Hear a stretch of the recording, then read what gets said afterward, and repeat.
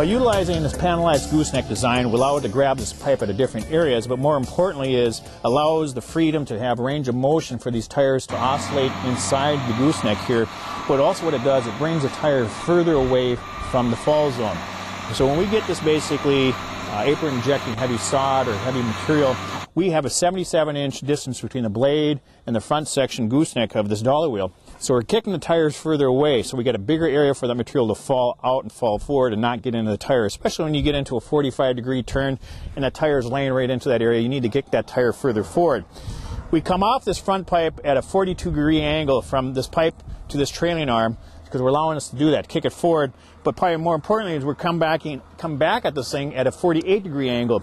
So we have this angulated design to give us that strength because we're bringing the tires kind of a little closer to the back end. But this angulated design allows us to give that additional strength we need. So we have a lot more area for a weld to be. We got 14 inches of weld, basically, with this type of design. Most of my competitors use square tubing up here, the butt weld, another piece of square tubing coming down, so the tires are closer to the load. But more importantly is they're pulling from the bottom. Square tubing, rectangle tubing, it's not a torsional frame member round pipe. That's why you see all these self-propelled earth movers using heavy schedule pipe on the front end because it's basically a torsional load member. That's why you see rock shafts on implements, drive shafts on cars and pickups and trucks. Handle torsion loading, power action. The front section strength does not end there though. Basically we design a very strong trailing arm, and basically what we have to do is come off this heavy schedule pipe and run down and grab that bowl midway back, so we have some structural strength here that we need to incorporate into the scraper. We utilize a channel iron design. It's an 8-inch by 18.7 pound channel iron. Simply it was put, it's every foot of this channel iron before we set the inset plate basically weighs 18.7 pounds per foot. But basically the reason why we use channel iron is it allows us to do the internal ties, much like the front dolly wheel. It allows us to remain this thing open so we can set the ears, do the internal welding to this channel iron. On this end ear where we have the 2-inch ear, basically we set inside of the legs of that channel iron, and once it's in place and beveled back in place, we multi-pass weld that ear multiple times inside of this channel iron.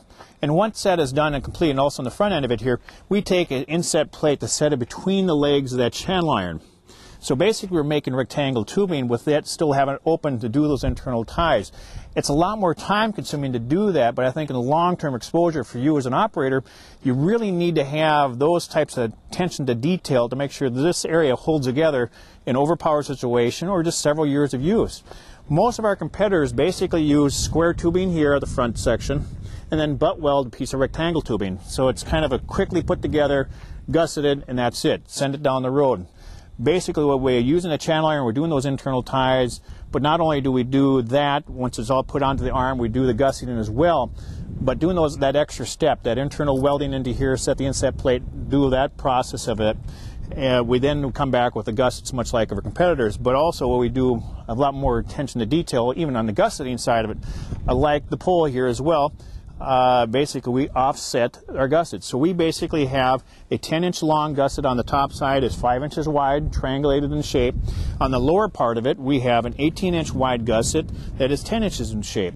So basically we're offsetting the gussets on the front pipe, so we're grabbing that pipe at two different areas, much like the gooseneck was, and then down the arm we're separating that gusset by 8 inches. The top gusset basically ending here, the lower gusset ending here. We got an 8-inch offset. You never want to end gussets in the same line because you get a stress concentration area and you get kind of this oil cannon effect.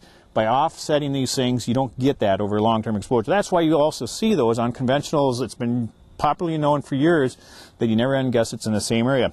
Our competitors often do that.